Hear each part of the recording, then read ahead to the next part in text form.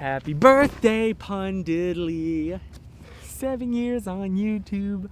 Wow, when I think about how much my life has changed in these past 7 years since 2014, I am filled with gratitude. I'm so thankful for the incredible friends that I've made because of the magical connections and power of the internet. I'm so grateful for the opportunities that have been granted to me because of this, but most important, I am so grateful for a very personal thing, and that is this has rekindled a spark, a passion that had gone long dark. Let me give you a little bit of context. Back in ye olden times, Fetus Chris borrowed his dad's DSLR camera to teach himself photography through the internet as well as trial and error. But I eventually got to the point where I felt a little bit, in hindsight, too confident and started charging and doing photo shoots for families or like birthday parties, special events, as well as weddings. The bane of my existence. I will never shoot another wedding again. And I say, you want to know a fun little story real quick? My first ever wedding, your boy did everything wrong. First of all, I didn't meet with the bride and groom ahead of time.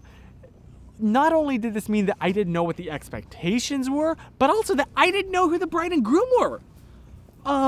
Which is a problem because number two, this was not a Christian ceremony, the kind that, you know, are in the media and everything. Because I hadn't been to a lot of weddings. So I didn't know what was going on. Now, Chris, why couldn't you just ask somebody what would be next? Because nobody at the event spoke English. It was a Spanish-only event. Everything that could possibly have gone wrong went wrong. The entire thing was a disaster. I did other weddings after that, but that's just... Even now, as you can see, I'm just cringing because that was their special day, and I feel like I ruined it. Not even going to tell that story in a humorous way. I just feel so personally ashamed. In fact, that feeling right there started to become synonymous in my mind with photography.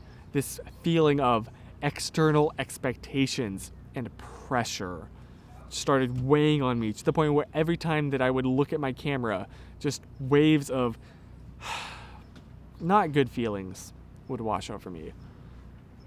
And this is when thanks to my friend Andrew, I started getting more into YouTube culture and watching a lot of YouTubers and realizing that I could do that as well. Because I understood the basics of like how to use a camera, right? So the video world is similar enough to the photography world where like, you know, the basics are kind of the same, aperture, ISO, shutter speed, but I also had to figure out frame rate and bit rate and this crazy thing called audio. That's an old school reference for you. And this was using a camera, but in a way that was intensely personal. I was no longer shooting other people for their own events and memories and stuff, and I was just the person who happened to hold the camera. This was an opportunity for me to document my life and also make up for my terrible memory. And me only. And I would share it with you, but I was vlogging and telling these stories for me. For me, 50 years in the future to look back on and recall these golden era, you know, your 20s, right? And it sparked, it kept that little bit of flame alive. And it's been long enough now since I have shot any kind of wedding or event where I'm slowly starting to dip my feet back into the photography world. I recently went on a trip to North Carolina because my little brother graduated high school. And I'm so proud of him, by the way. Congratulations, Noah. Love you. But also, I didn't vlog that trip. I took pictures, which for me was big.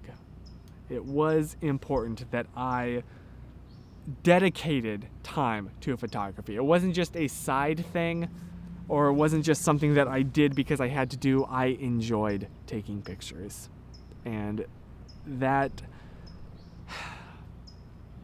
is what the main thing, that when I think of what I'm grateful for, it is that video and this channel and YouTube kept a camera in my hands.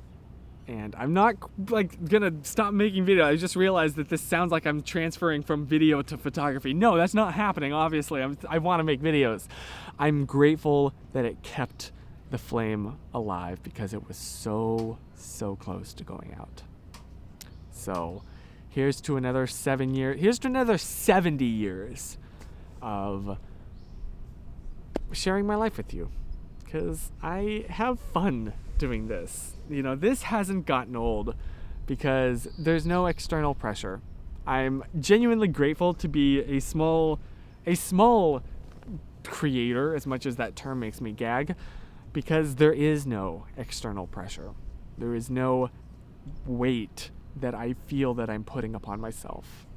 And I love that. Just sheer, pure, creative outlet and release.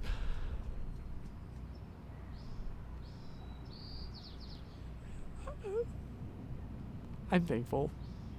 So thank you for being along with me for this ride, and I'm gonna wrap this up now before I start crying. I don't know where this is coming from. Stay positive. Oh, also, of course, when Chris goes camping, your video's gonna be a one-take story time. This is a weird little tradition that started. It wasn't intentional, but here we are. I was reminded of that first wedding story this week, actually, because some of my friends had me on as a guest on their podcast, Go Break the Ice, which I highly recommend, and is linked down in the description. And then also thank you to Chris McGowan, who heard that story and realized that it would make a perfect story time and tie-in for the 7th birthday of this channel. So thank you, Chris, thank you, Abby Goulet, and thank you, Victoria Ice.